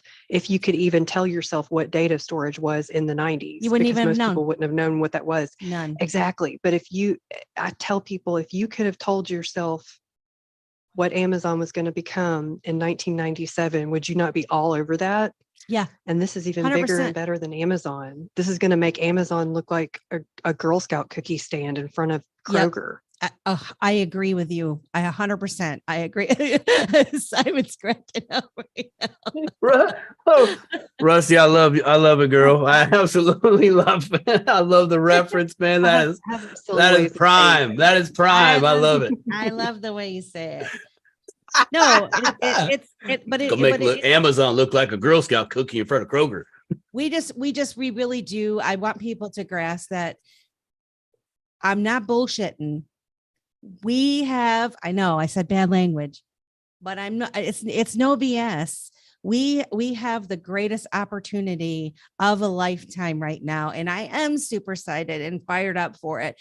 And I hope that we do inspire people to start looking into this, and give them some confidence to try to do this by themselves. Mhm. Through us. So let's keep going on with some of these tips, if you don't mind. Roll with it. So another thing, where I screwed up, well, I didn't screw up on this, but before you start, if you're even thinking about creating a wallet, say after you're doing some research and you decide, I am going to just try to set myself up a wallet. You don't have to put anything in there yet. You just need to just try to see if you can create a wallet, right? And you decide to use Exodus, for example. And you go to the website, you go through the steps of populating it and everything. Know that you're going to need a piece of paper and a pencil or a pen. Preferably some like the waterproof paper if you've got it. And I mean, I would recommend having waterproof paper if you have it. People have also talked about having what do you call it? UV pens and black light, right? So you write it on there, you can only see it with the UV. But have these things available, something that some kind of good piece of paper or book or something that you're going to write these seed phrases down, the seed words down, because when it happens, you don't want to be at your kitchen table and then looking over and trying to find a scrap piece of paper. Be prepared. Have a pen, a good pen, have a good piece of paper or book or something. I mean, I have like a, I don't put not for this one, but this is like a field book that's waterproof. You can also buy, you can buy all kinds of different storage devices, but we can get to that later. But in the initial setup of a wallet, you need a pen and paper. Okay. Do not copy and paste them onto your computer anywhere. Do not take a picture of them with your phone. What? Take a picture of what? Of your seed phrases. So if you start, and what are your seed phrases? A series of words. And what do they represent in the wallet? They represent your private key, baby. And what are very important about the private keys? What is their function in a crappy situation?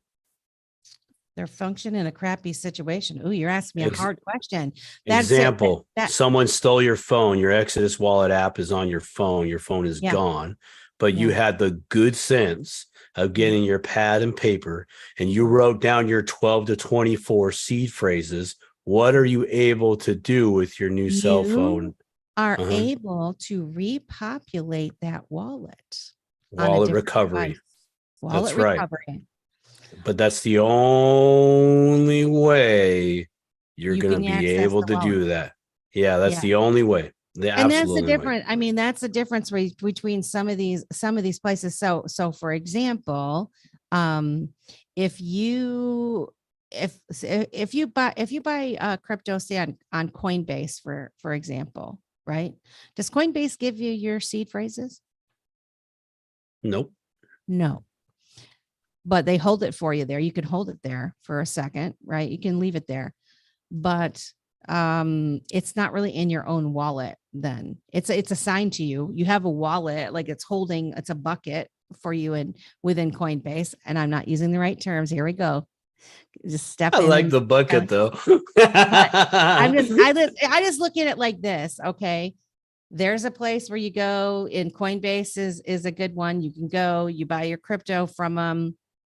And you got your coins sitting on there, or like Rusty was saying, what's the place called? Robinhood, Uphold. There's Webull and all these things, right? But not your keys, not your crypto. So if you buy this and it's sitting in Coinbase, you can't quickly access that, right? You want to be able if you need to. if you need to. Right. Yep. Right. Now some people, they are perfectly fine with leaving it on Coinbase. I'm not. I would rather not leave my anything that I buy in the hands of others. I do that now with my bank account, with my check, my paycheck gets left in a bank. So I don't want to do that with my crypto also at this point. Let's look and see if we got some. You also wouldn't do that with your silver or gold. What Melissa here is alluding to is, if you went to a silver and gold coin store and you bought the silver or gold or both, would you leave it at the store? No. You'd put it in your pocket, the Exodus wallet.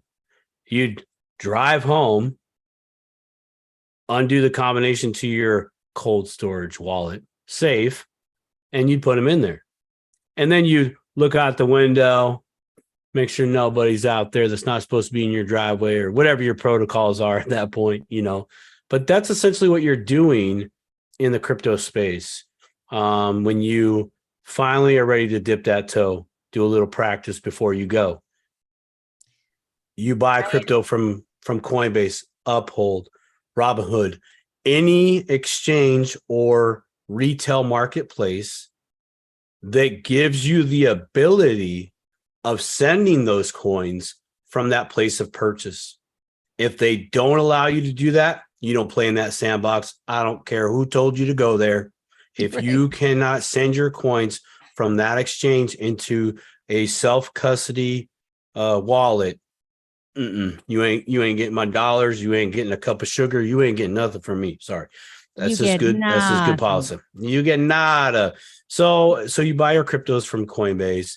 You send them to your self-custody wallet or pass-through wallet, as some of us like to refer to, like Exodus or Atomic or etc. There's the Trust wallet. I know there's a few other ones out there. Divvy, right? Isn't it Divvy? Yeah, you could do Divvy, but then you send them on to a cold storage wallet if you have that. But again, this is research, and practice, being comfortable with the apps and procedures and wallets that you're getting used to. Yes, all very, very good advice. But that's what the private keys are. The seed phrase. If you don't have those, then you truly don't have control of your coins, like you said, Melissa. Go ahead. Yeah, I was just going to mention Mr. Moon posted, and I put it in the Jumbotron. He posted a YouTube. Jumbotron? It's above, like if you look at where our space is and you can see all of us, it's above us, is basically where it goes. So it's like shared in the space. Yeah, I'm going to have to definitely do something about the settings. I'm so glad you told me that. I had no idea that person was spamming the space. I hope it doesn't. I blocked them and removed them, but I don't know if it's going to still be there after it's all over. But in any event, Mr. Moon shared how to make your own crypto steel recovery. Oh yeah, in that's the YouTube. A good thing. So yeah, so we're going to share that with everybody because what I was getting kind of back to, preparing yourself for even starting to create a wallet, right? You're new to this. You decided you're going to try the Exodus wallet. You set it all up. You need to have your pencil and paper, or paper and pen, or whatever. Or like this crypto steel recovery. They have little, you can buy them on the Amazon. Even they have little tubes where you can, you can buy the ones. I'm sorry. I defaulted to a thing like, you were there's thinking, cold storage wallets. Yeah. Sorry. Knee-jerk reaction. Don't do that. No, I'm talking about just, and people, I'd have to say, I was really confused by this initially until I really figured out what it was. what it meant. I thought it was like some device, and why I want to put my seed phrase in something I don't know that I'm buying from a stranger or whatever. And they have these things that you can pound out the letter for each of your word, and it's just like a tube. Like some of them are tubes, and you just put each word in order of your seed phrases. And it can't be burnt up, it can't, it doesn't get messed up by water or whatever, and they're like indestructible and stuff. And so that's pretty cool. Some people, they use like the fire paper. There's paper that doesn't burn, and it gets wet, or what is it, the Yeah, heat stone resistant, paper? water Yeah, resistant. there's I all wouldn't those call it kind of, proof. I would say it's got a good shot. Yeah. it's got a good shot. So I mean, so you need to think about these things prior to buying any crypto. So if you're thinking about it, and you're like me, where you kind of maybe procrastinate weeks or months out as you're thinking, I want to try to look into something, start picking these things up, put it off to the side. This is my when I'm ready, you're gonna have your stone paper or whatever. You're gonna get a waterproof or fireproof safe of some sort, or of like the Faraday bag, or the waterproof bags or whatever, that you can put your information in the event that you have a fire or you have a flood or something like that. Or thinking about where you would hide your seed phrase that's written down. These are all good things to think about, but I would also like to touch on the fact that, like, you don't necessarily need to acquire all these things at once to participate in the crypto space. One could go to the level of, you have the Cash App. You could buy $10 of Bitcoin just to buy. And then you're like, I don't want to invest right now. Right. But you are remembering what Are you going to Melissa's leave it on talking the about. Cash App though? Are you going to leave it on the Cash App? $10. Yeah, you bet your sweet sorry butt yeah. I am, because I'm dipping my toe there. Yeah. So because I want to watch the price action. Maybe it's all different. I don't think, for me, spending money on the tube, some paper, there's a lot of things that can be initially overwhelming with. So you're telling me I have to have all this stuff before I participate? Right. No, well, I'm not saying that, but I do want to push back on this just a little bit. Pushback. I agree that for the Cash App thing, you're going to put $10, and you're going to get your feet wet. That's a different story. So I guess I'm thinking bigger. I guess I'm thinking of what I did. Okay. Yes. And I came into it, I was not super prepared for housing my seed phrases. There were things that I didn't think about.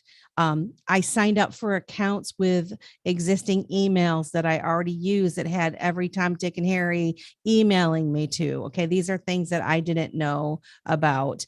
I wrote down stuff on paper that, after touching it so many times, it's like smudged or whatever.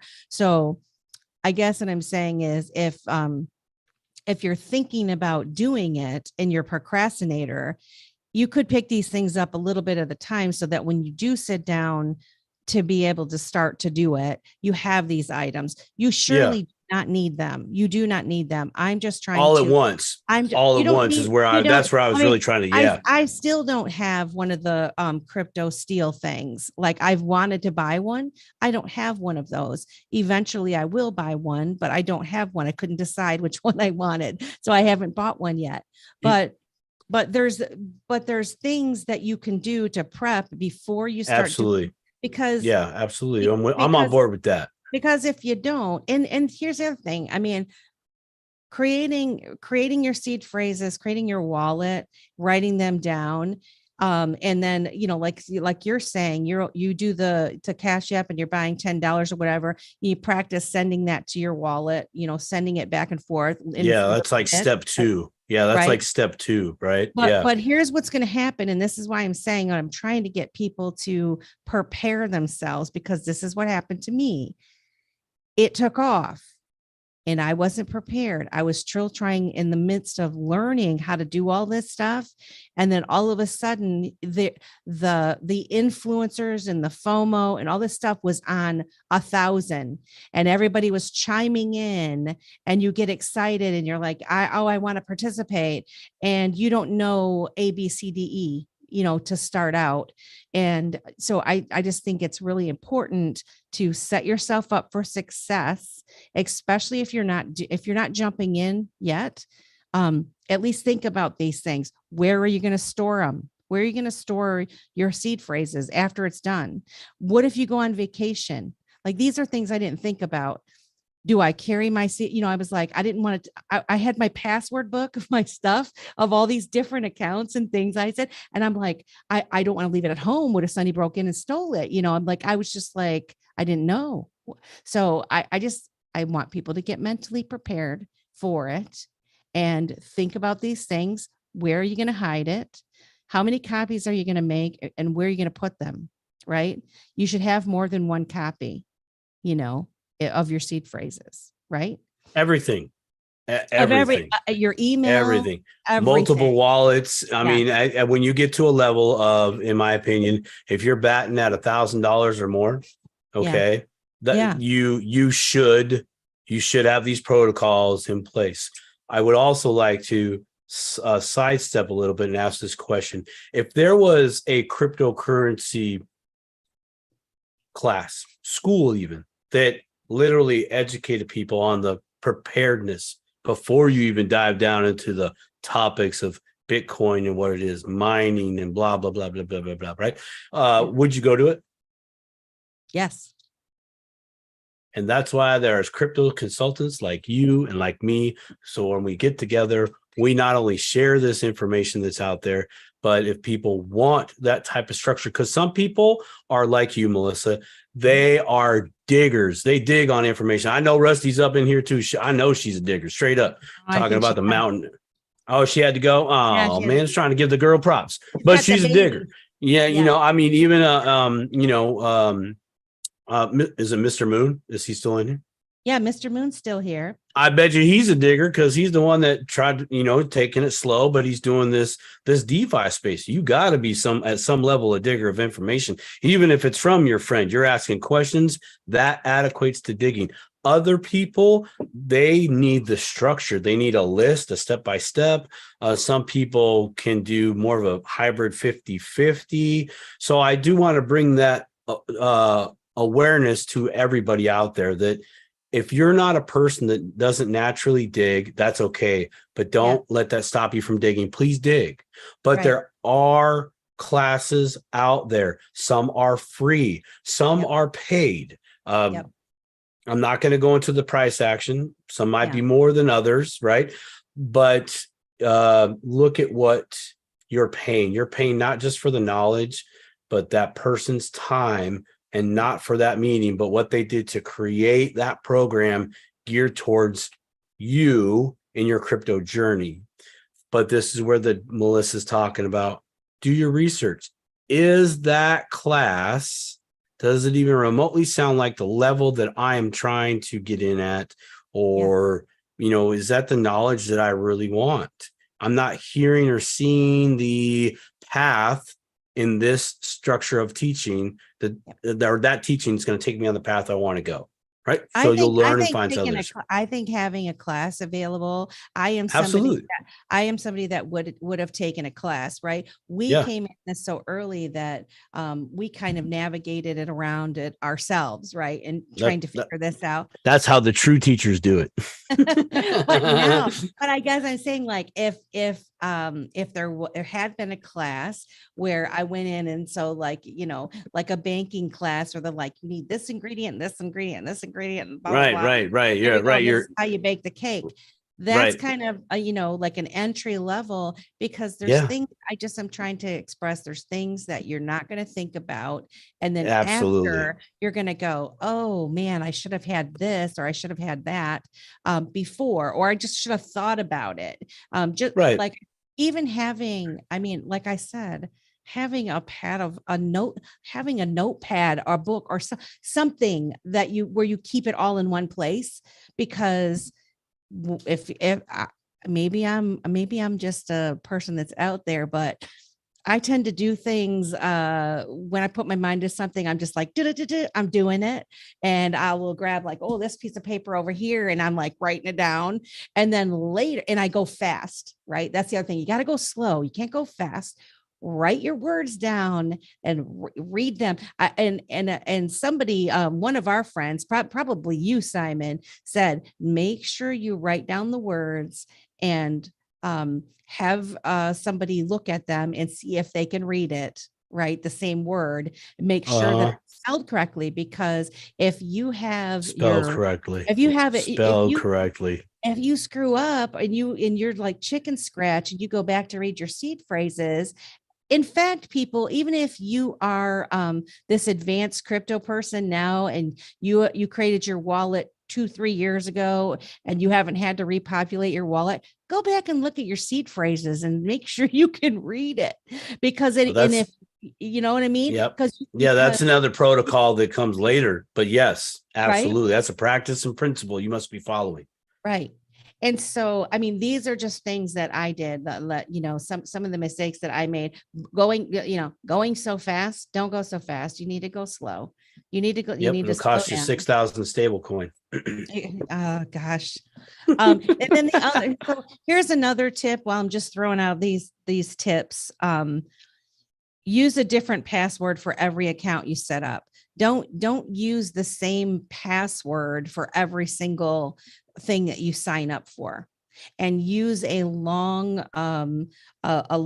password that has capital letters, numbers, and symbols, because they have all these this is just for this is just good for anything that you're signing up for now that you want secure with your password. Mm-hmm.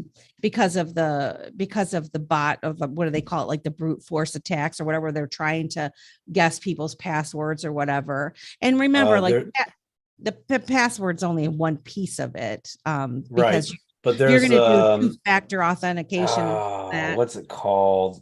I can't remember the name of the program. Is it Predictive Keys? No. I can't remember the name of it. I think it's literally a program that can go in there into your system, figure out what keys, what letters you hit the most and what symbols you hit the most. Are you talking about like a key logger? Kind of, but there's a few of our crypto friends that have mentioned it in their shows. I've seen it. Mr. McAfee. I was watching some documentary on him or whatever. Really was desperate for some entertainment. That was not the right movie, but it's mentioned in that. It was mentioned in that. Into that, I was like, oh yeah, gosh. So as you're talking about, hey, this is just good practice and principle or protocol for any and all of your passwords that you might have out there. Yeah. Absolutely, because this program can pick up on how many times you hit X amount of keys, and they'll figure it out after they run it through a generator. That takes time and all that, right? I mean, it's just, hey, that's out there. Okay. Yeah. So if that's out there, then make your preparations, as Melissa's suggesting, make a long password. And in fact, go, if you can, I challenge you to do this, because I just challenged myself. Go the full length, the maximum length that they will give to you if you can. Ooh. Because some like I was doing, I was signing up. Oh, actually, I was creating another social media account for Entirely Crypto Solutions. That's my consulting, crypto consultant business. And I had to do 8, but I couldn't do any more than 15. I'm like, fine, 15 it is. Here we go. I was actually a little butthurt. I'm like, 15? That's nothing. That should be at least 30. Come on, man. So anyways, so yeah, well, I challenge you to go the full distance on a password. Yeah, passwords are important. And then of course, if they, most of these, they all offer two-factor Yep. authentication and Some type of other, two-factor and authentication. Yep. yes, and those are very important. And that's another thing. A lot of people weren't very familiar. I wasn't with two-factor authentication. And But it so drove you crazy. well, I mean, that's a whole nother thing. Like, that's just another step. Like, Hmm. before you're even getting involved in crypto and considering putting thousands of dollars on a wallet that you're holding on your phone or your desktop, um, understand how two-factor authentication works, because if you don't understand how that works and you have it on a phone and you Hmm. didn't write down, so I made the mistake with that is just like when you do your wallet and it gives you the seed phrase, and that's the key, right, to your thing. um the authenticators, it does the same thing. It gives you something at the beginning when you first set it up that will allow you to repopulate it in the event that your phone dies. Okay. Hmm. Well, if you didn't write those things down, if you didn't save that information and your phone dies, and Bye. that's the only tie Yeah. to your account, and that's your two-factor authentication. It's your email and your two-factor, and Been that there. it's broke. You're not getting it back. You can't get in. You're locked out, right? You are locked out. There is It's with a Google big Authenticator, mess. it's a big mess, but you can You get that back can. because I did, but Yes, that was my a friend long did. time ago. I don't Yeah. remember how to do that. My friend, she transferred a phone over, and she Yeah. forgot about that. And it took her a whole bunch of stress, days and days and days, but she did finally, and everything ended up working out. Okay. It's not like everything's like disappeared or whatever, but the fact No. of the matter is, these are the little things that I did not know of when I started in this. And I was like, holy smokes, this simple thing I didn't even know that I was supposed to do. And so it was from people like yourself and others that, taught me how to do these things, talked me through. And luckily, that particular authenticator, I didn't really have much, on there or whatever. And I was able to, once I got myself freaked out, then I just created a whole nother wallet somewhere else, and I completely started over. And once I was in the one wallet, I sent it all to the other, or, to a couple different Right. ones, because I was practicing around. But in any event, I'm sorry if those of you that are new and now went off in like more technical talk that you may or may not. That's one of the complaints. Ryan says, sometimes he's like, you give me an answer that I understand, and then you start to go off here, and I don't know what you're talking about anymore. Yeah. So Yeah. No, I'm you like, oh, gotta sorry keep about that. keep it stupid simple. We got about 7 minutes left. Okay. Could you run down just real quick Yeah. all your highlighted tips? Just go through it real quick for Yeah. the rest of audience out there. From the beginning. Yeah, Or- just didn't name out the tip. Go. All right. So remember that crypto can be sort of like the wild, wild west. There's a lot of scams and hackers and FOMOs and fear, uncertainty, and doubt and all of that. But also know that there's a whole bunch of us out here that would love to help you. There's people like Simon that can do one-on-ones with you to help you get more comfortable into this space. But know that you're not going to walk in here and it's just going to be easy peasy. You're going to need to do your own research, and you're going to do some legwork to figure out how to do it, but it's going to be great on the end. There's no FDIC insurance at this point on any of this stuff. So don't spend any more money than you can afford to lose. And again, do your own research on anything that you do purchase. Don't brag about your bags. Don't tell a bunch of people how much crypto you got. or anything. You keep that close to the vest. I said, don't spend more money than you can afford to lose. Be careful of the websites that you go to and make Right. sure good practice, security practice, type in the URL directly into the website when you're searching out, say, an exchange. That you Yep. want to use, and make sure that there's the HTTPS security thing up in the search bar to ensure that you're in a secure website before you put any information in. And then bookmark those sites once you know, so that you know that it's a valid site that you're going to. I recommended when you're getting ready to set up a wallet, you want to have a good pen and paper down. You can use like a waterproof book. You could buy stone paper. You just have paper. Just get a book and make sure you're prepared to write down your seed phrases. Make sure you write them down legibly. Have a buddy, your spouse or something, read them back to you and make sure that they can. And actually, I had Ryan write them down too. So it was in his handwriting and my handwriting, just for a double sure. Right. And do not save. Do not take any pictures of your seed phrase, which is that series of words that populate when you create a wallet. That actually is your what is it? Private keys. Is your private keys? Yeah, it's pretty much your private keys. Do not take photos of those, and do not save them on your computer. Pen and paper, or if you get a hard device, like we were talking about, the crypto metal, yep, to where it can't burn and get water or whatever. Make multiple copies of your seed phrase.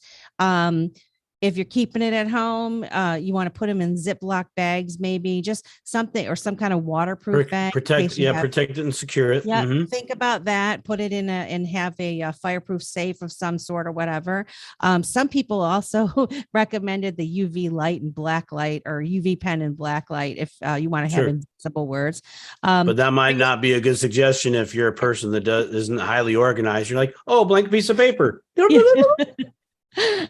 Create super long passwords with capital letters, numbers, symbols, and like Simon said, try to go all the way to the end, as you use as many letters and characters as you can to avoid any kind of attacks or make it harder for anybody to guess your password. Use a different password for every account that you set up. That's just good advice for anything, so that if they get a hold of one password for one account, they don't get a one for all of them. Make sure, I didn't get to this one.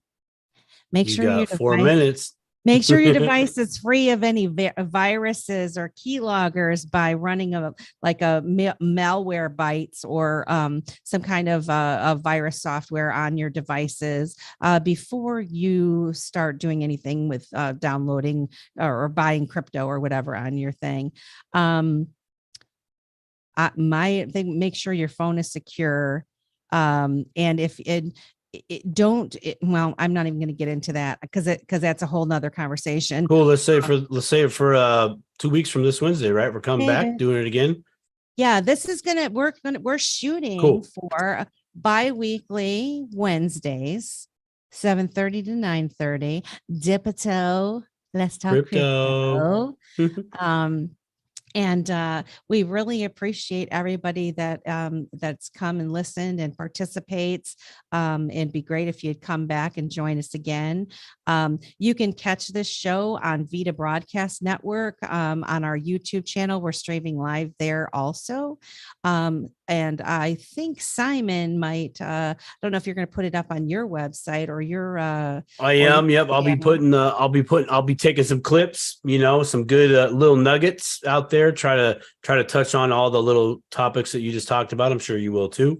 But yeah, I'll be putting that out there. I have yet to figure out how I can also stream it on my YouTube channel so we can get, as much exposure as we can. But give us a month. It might take a little bit.